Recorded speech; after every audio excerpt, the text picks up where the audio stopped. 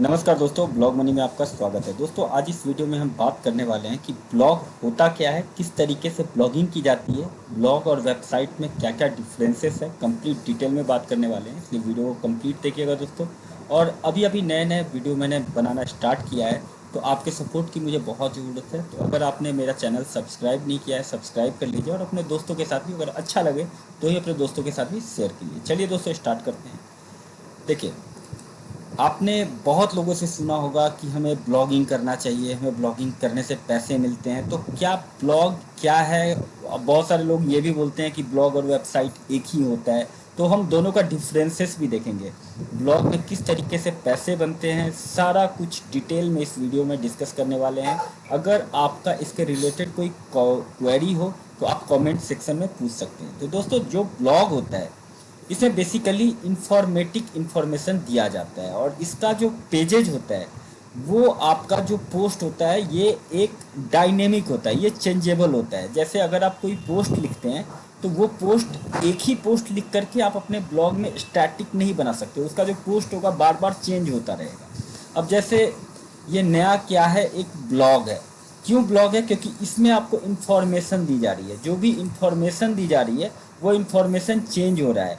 अब ये इन्फॉर्मेशन आज मैंने ये लिखा है कि इंट्राडे क्या है, और इंट्राडे वीएस डिलीवरी ट्रेडिंग क्या है। और अगर मैं कल के डेट में, अगर इसमें मुझे अगर लिखना होगा क्रिकेट ब्लॉग अगर मैं बनाता हूँ, तो मैं क्रिकेट के रिलेटेड इन्फॉर्मेशन दूंगा। यस बैंक के बारे में अगर मुझे इन्फॉर्मेशन देना है तो उसके बारे में, अगर शेयर मार्केट का इन्फॉर्मेशन देना है तो मैं शेयर मार्केट की इन्फॉर्मेशन दूंगा। तो जो भी हमारी इन्फॉर्मेशन है वो एक चेंजेबल है, वो चेंज हो रहा है। उसमें कोई भी चीज़ ऐसा नहीं है कि जो स्टैटिक है। जो भी न्यूज, जो भी आपका ब्लॉग जिस भी टॉपिक में है, वो क्रिकेट के टॉपिक में है, तो उसका जो टॉपिक होगा वो बार बार चेंज होता रहेगा। जैसे आज क्रिकेट ब्लॉग में अगर आप वो क्रिकेट के रिलेटेड, आज के मैच के रिलेटेड लिख रहे हो, तो कल जो नया सीरीज होता रहेगा आप उसके रिलेटेड लिखेंगे। तो आपका जो ब्लॉग का जो कंटेंट है वो हमेशा बार बार चेंज होगा, और जितनी बार मतलब बहुत ही फ्रिक्वेंटली चेंज होगा। जो वेबसाइट होता है, अब जो वेबसाइट होता है उसका जो कंटेंट होता है, जैसे मैं आपको एक वेबसाइट ओपन करता हूँ।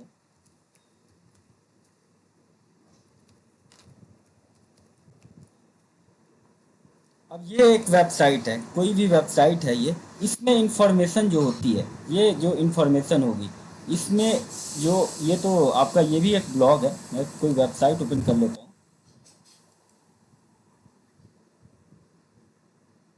अब ये वेबसाइट है, इसमें ये इस वेबसाइट में इसने अपना प्रोडक्ट के बारे में इंफॉर्मेशन दिया हुआ है। तो प्रोडक्ट के बारे में जो इंफॉर्मेशन है ये तो बार बार चेंज नहीं होगी। अब ये कंपनी का नाम एस्टर मेडिकल इमेजिंग सेंटर है। अब ये टेली रेडियोलॉजी की सर्विस प्रोवाइड करता है। तो ये टेली रेडियोलॉजी की जो सर्विस प्रोवाइड करता है, तो इसका जो कंटेंट है वो बार बार चेंज नहीं होगा। इसका कंटेंट एक बार इसने होम पेज में जो बना करके रख दिया, वो उसी पे एसईओ पे काम करेगा और उस पर ट्रैफिक लेकर के आएगा। हाँ, एक डिफरेंस सबसे ज़्यादा होता है कि एक ब्लॉग में भी वेबसाइट हो सकता है और वेबसाइट में भी ब्लॉग हो सकता है। यानी कि आपका जो ब्लॉग है, हो सकता है कि उसमें अगर आपको, आप अगर इसमें ई कॉमर्स लगाना चाहते हैं, ई कॉमर्स के थ्रू प्रोडक्ट भी सेल आउट करना चाहते हैं, तो आप अपने ब्लॉग में इस कंटेंट के अलावा आप कोई भी एक पेज बना सकते हैं जिसमें आप ई कॉमर्स की साइट के थ्रू कुछ प्रोडक्ट सेल आउट कर सकते हैं, जो कि बहुत सारे एफिलिएट मार्केटिंग वगैरह जो यूज करते हैं उसमें वो यूज होता है। या फिर कोई अगर डिजिटल प्रोडक्ट अगर आप ब्लॉगिंग के थ्रू सेल आउट करते हो, तो वो उस टाइप का ब्लॉग होता है जिसमें आपका ब्लॉग और वेबसाइट दोनों इनबिल्ट होता है। इसी तरीके से अगर आपका कोई कंपनी है, उस कंपनी में कोई सर्विस आप प्रोवाइड कर रहे हो, उस सर्विस के रिलेटेड अगर आपको कोई ब्लॉग लिखना है तो भी आप वो ब्लॉग लिख सकते हो। वो ब्लॉग लिखने के लिए आप यहाँ पे देखिए, ये इनसाइट, अब यहाँ पे देखिए ये ब्लॉग का ऑप्शन इसमें दिया हुआ है। इस ब्लॉग पे क्लिक करेंगे तो इस ब्लॉग पे जो भी कंटेंट लिखा हुआ है, इस पे देखिए जो भी कंटेंट लिखा हुआ है वो चेंजेबल कंटेंट लिखा हुआ है। ये हमेशा चेंज होगा। वो रिसेंट ब्लॉग है, यानी कि ये इसने सबसे लास्ट में ब्लॉग लिखा है। अब इसके बाद भी वो ब्लॉग लिखेगा।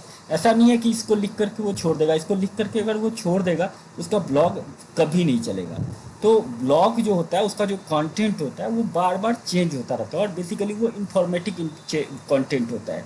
और उसके थ्रू उसका ब्लॉग बनाने का जो मोटिव होता है वो आपको इंफॉर्मेशन प्रोवाइड करना होता है।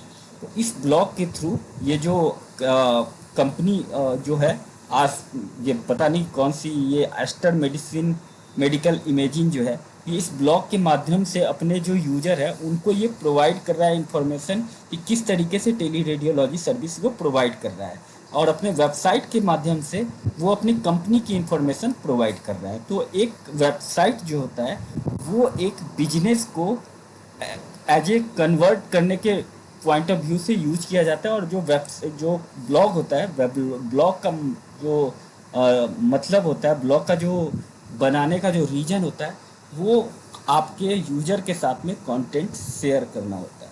तो होप ब्लॉग और वेबसाइट में क्या डिफरेंस है ये आपको पता चल गया होगा। अब ब्लॉग कौन बनाते हैं और कंटेंट जो वेबसाइट है वो कौन बनाते हैं। देखिए, वेबसाइट बनाना एक बहुत जटिल काम होता है। वेबसाइट बनाने के लिए आपको कोडिंग की भी थोड़ी बहुत ज़रूरत पड़ती है। इसमें जो आपका ई कॉमर्स का जो बहुत सारा फीचर्स इसमें इनबिल्ट करना होता है। लेकिन ब्लॉग बनाने के लिए आपको बहुत सारा चीज़ नहीं करना होता है। इसमें बस आपको एक थीम अपलोड करनी होती है। थीम अपलोड करने के बाद में जिस भी नीच पे आप ब्लॉग बना रहे हो उस नीच के बारे में आपको इन्फॉर्मेशन देनी होती है, आपका ब्लॉग रैंक कर जाता है। दोस्तों, वीडियो कैसा लगा हो बताइएगा, ज़रूर बताइएगा दोस्तों। और अभी तक अगर आपने मेरा चैनल सब्सक्राइब नहीं किया तो सब्सक्राइब कर लीजिए। ब्लॉगिंग के रिलेटेड जो भी अच्छी और प्रैक्टिकल इन्फॉर्मेशन होती है मैं आप लोगों तक लेके आता हूँ। चलिए दोस्तों, खत्म करते हैं।